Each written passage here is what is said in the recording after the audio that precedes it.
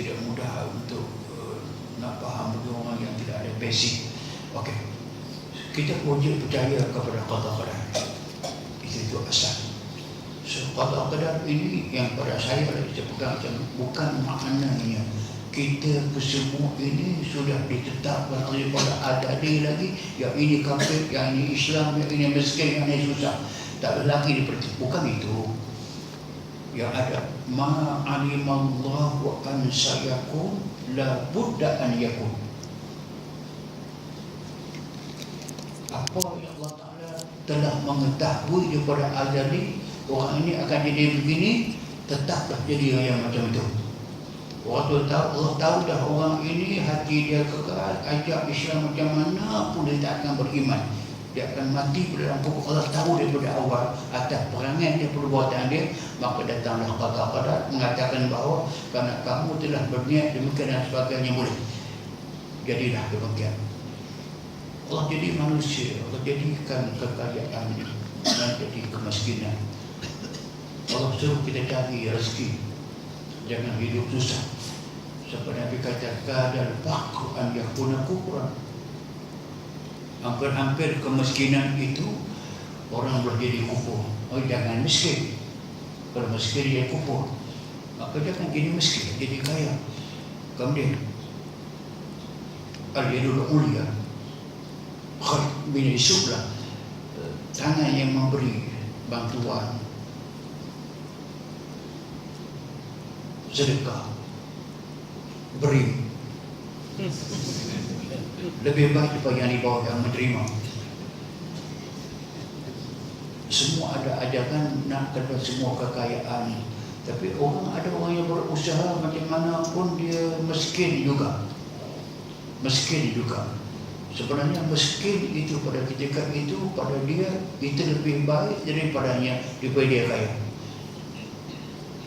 Sebab itu ada inna min ibadi man la yaslu imanu ila al-faqr wal aqda itu la afsada hal.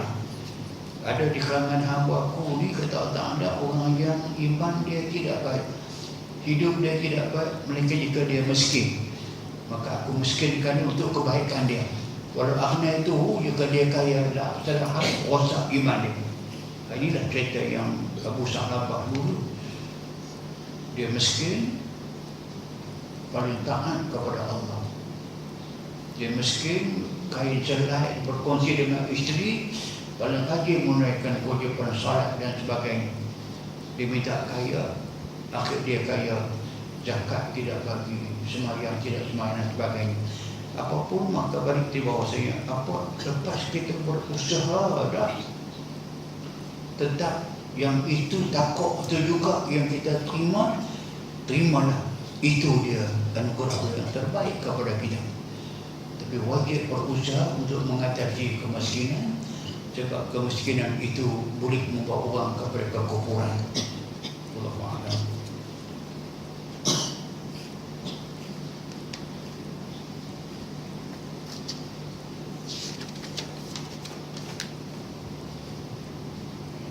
Ahmad ada 3 isteri.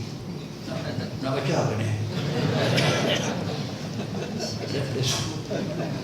Isteri pertama ada anak daripada bekas suami, baru soalan satu, apakah hukumnya anak-anak tiri Ahmad dengan isteri-isteri yang lain, sama ada Ahmad masih hidup atau sudah mati? Soalan dua, bolehkah anak-anak tiri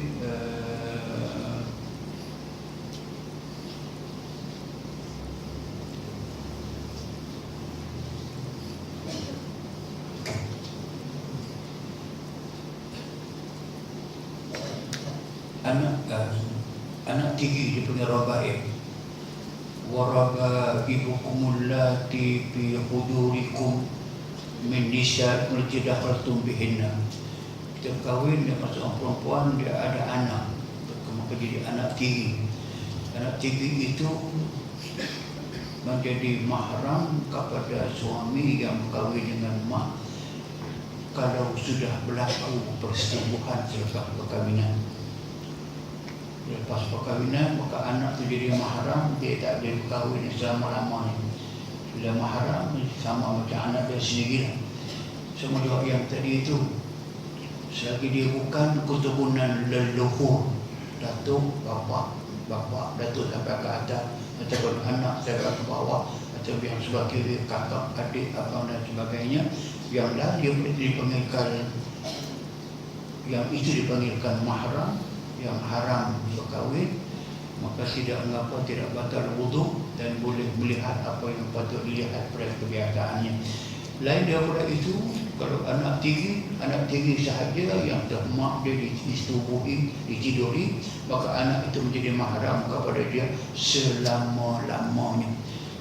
Bukan selama-lamanya. Yang lain daripada itu tak betul. Boleh tak letak nama anak Abdullah Syahid? Syukran. Abdullah boleh, tak ada masalah. Jangan guna Abdul pada yang bukan nama Allah. Kalau orang Arab digunakan Abdul Lata, Abdul Uzza, hamba kepada Allah, nama berhala, Al-Uzza nama berhala. Sebab itu kalau Abdul mesti nama Allah. Nama Allah yang 99. Abdullah, ya hamba Allah, maka boleh. Syahid boleh. Sama ada syahid bermakna masyhur, boleh. Saya tengok masih kawan Indonesia, dia nama dia masyhur, Awi. Pada nama Awi, dia nama masyhur. Belum kata mengaji satu kelas dengan dia. Kita dulu kadang-kadang pesarah dia nak naikkan nama orang, dia tanya kita semakai, dia pening semakai, anak puan nama apa? Mai kawan ini tanya Ismail, masyhur Awi. Mana arif ente berada? Aku tahu dia mana hang terkenal sangat. Dia negeri hang terkenal sangat. Aku tak tahu. Ismail nama apa? Masyhur Awi. Dah, Ismail nama hang apa? Kalau kata nama saya amat terkenal lah. Mana aku tahu hang terkenal negeri hang? Saya kata ya Fadil Syekh, wa ismu masyhur. Aku nama Awi. Huwa kena? Ayo. Ghair isma. Ubah nama hang kata. So, syahir boleh. Syahid boleh. Kalau syahid jadi isim fa'il, dia orang yang masyhur. Kalau syahirun, Allah yang terkenal. Kedua-duanya boleh, tidak ada masalah. Benarkah tidak diterima solat sunnah seorang itu bagaimana seorang hamba Allah itu masih belum lagi menggantikan solat fardu yang pernah ditinggalkannya secara sengaja atau tidak semasa yang dahulu? Ya, ini banyak soalan secara berulang yang saya jawab berulang, tapi masih orang nak tahu juga. Okey, ada dua keadaan. Satu, dia tinggal sembahyang wajib sama ada sengaja ataupun terlupa ataupun tertidur yang tidak banyak. Satu, dua. Yang ini dia wajib qada sembahyang itu dahulu sebelum dia sembahyang sunat. Pasal dia bertemu antara dua. Dia ada kewajipan yang dia kena buat, dia ada sunat pilihan yang dia buat. Sunat pilihan. Yang ni kewajipan yang tidak ada pilihan. Maka orang macam ni dia sembahyang yang tertinggal dahulu, qada dahulu, lepas tu barulah sembahyang sunat, tak ada masalah. Bagi orang yang tertinggal sembahyang wajib itu panjang dan lama, tak banyak sangat, 10 tahun. Tinggal sembahyang 10 tahun. Memang tidak ada khilaf yang saya tengok, saya tak nampak. Tak ada khilaf ulama sebab yang tinggal sembahyang ini wajib qada. Adainullah ahqqu an tuqda. Hutang dengan Allah paling berhak kamu tunaikan. So kenapa? Sebab itu dalam TPK dia ada apa? Qada'ul fawaid. Dalam Syafi'i memang ada, Hanafi pun ada. Qada'ul fawaid, qada' sembahyang yang terlepas. So kena qada. Okey, bagi tiga yang sembahyang lama panjang sampai 10 tahun, 20 tahun. Dia kena kira waktu balik. Kalau 10 tahun kali dengan 5, 10 tahun kali dengan hari 355 hari kali yang 5. Akhir berapa puluh ribu sembahyang dia nak kena buat. Kalau dia nak kena qada ke semua sekali baru boleh buat sembahyang sunat, maka maknanya sepanjang hidup dia itu tak boleh buat satu pun sembahyang sunat. Sedangkan banyak benda yang dia kena buat, di antaranya sembahyang jenazah. Tidak wajib untuk kifayah. Bulan puasa orang sembahyang kesiangan kau tu tak sembahyang tarawih dia main qada panjang. Ataupun anda masuk di masjid, dia ada sembahyang 2 rakaat atau masjid. Ambil di mana? Ambil di mana Nabi sedang khutbah Jumaat. Masuk seorang Arab terus duduk. Nabi tanya, sembahyang dah ke sunat? Dalam khutbah. Dia kita belum bangun sembahyang 2 rakaat satu masjid. Dengan tidak bertanya orang tu, ada sembahyang qada ni tak ingat dah? Tak ada. Itu maknanya itu hak masjid. Maka bolehlah sembahyang di masjid. Bagi sembahyang tarawih, dia boleh pilih. Dia boleh gunakan sembahyang tarawih itu untuk qada yang wajib. Tak ada masalah. Ataupun kau tak bagi nampak dengan orang sangat, ni apa kau ni, bagi salam dia sambung, bagi salam dia sambung. Tentang semayang, dia nak tutup yang tu, dia qada subuh saja. Tak apa, tapi tak apalah, nanti kita semayang. Asalkan orang yang tinggal semayang banyak tadi itu buat satu sistem, saya akan bayar balik hutang semayang ini terus menerus sedikit demi sedikit balik kepada kaedah khairul umuri adwamuha wa in qalla. Sebagai urusan kamu buat terus menerus walaupun sedikit. Sedikit macam mana? Semayang maghrib hari ini qada maghrib dahulu. Semayang isya ini qada isya dahulu. Dia sempat habis kat dengan umur kita ni. Kalau tak sempat, Allah tak ambil awal atau tak nak tahu atas dia. Kalau dia nak bagi saya bagi habis hutang semayang ni, habis umur saya dah 400 tahun. Boleh bayar habis, dia tak apa. Yang pentingnya bila buat demikian itu maka boleh. Yang wajib pun kita boleh buat, yang sunat kita boleh buat. Tapi syarat eloknya dia buatlah yang buat wajib itu terus menerus. Benarkah tidak diterima atau haram seorang itu melakukan solat sunat sebagaimana seorang itu masih belum mengqada yang tadi itu? Yang akhir sekali dapat hutang menyebut.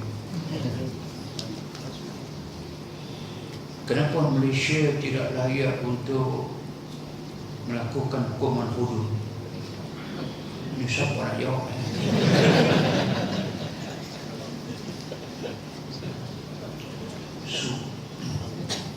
Kita tengok bagaimana taktik musuh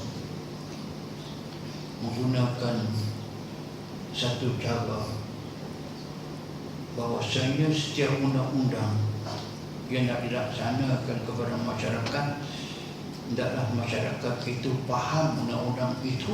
Satu. Yang keduanya, mereka boleh menerima hukuman itu. Jadi maka tidak faham dan tidak boleh menerima, maka hukuman tidak boleh. Itu diambil daripada kaedah yang mereka tahu tentang undang-undang dipanggilkan man-made law, undang-undang manusia berkutu. Balik undang Islam ini ada 2 kaedah. Satu, ada ketikanya undang-undang itu perlu dihatam, diketahui oleh orang dengan betul-betul bahawa dia boleh buat. Jika dia tak tahu, dia tak boleh buat. Boleh buat juga tidak sah. Contoh dia semayang. Semayang kalau orang itu tidak tahu cara dia, hukum dia, bacaan yang betul dan sebagainya, tak belajar dan sebagainya, maka dia buat pun tak diterima. Sebab tu maka kena tekankan yang ini kena belajar betul-betul. Ada pun undang-undang, selama-lama undang-undang ni bukan semua orang tahu.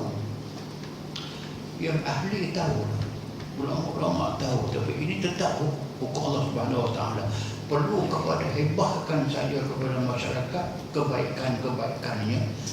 Tambahan peradaban yang mudah kita sampaikan maklumat.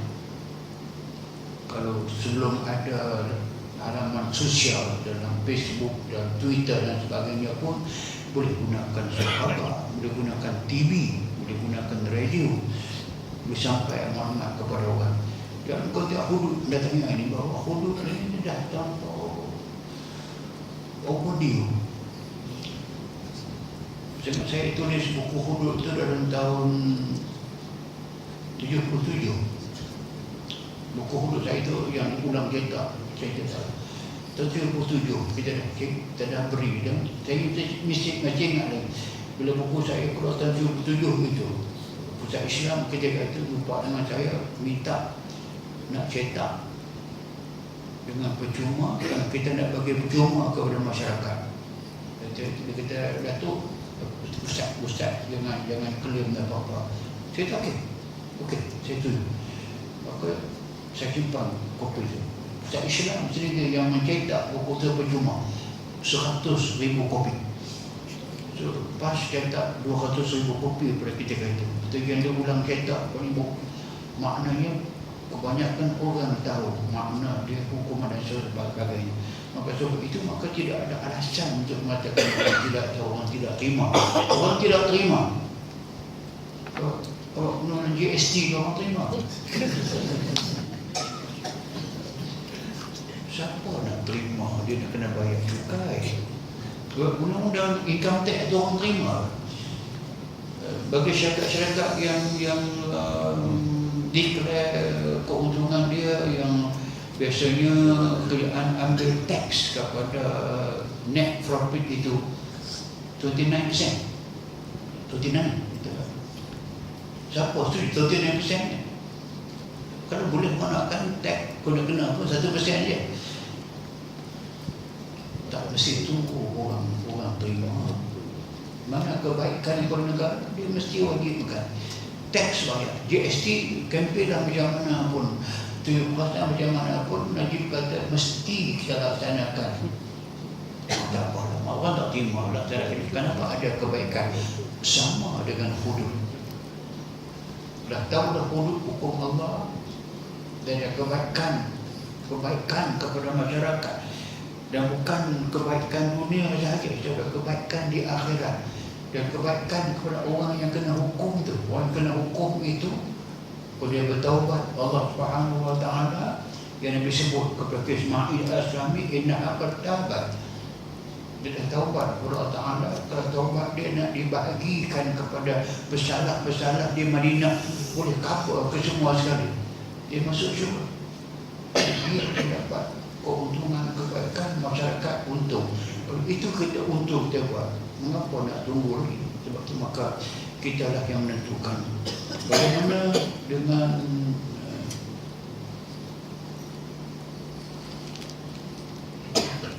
bagaimana tahu hidup itu diberkati Allah Subhanahu Wa Taala? Barakah bimakna khair.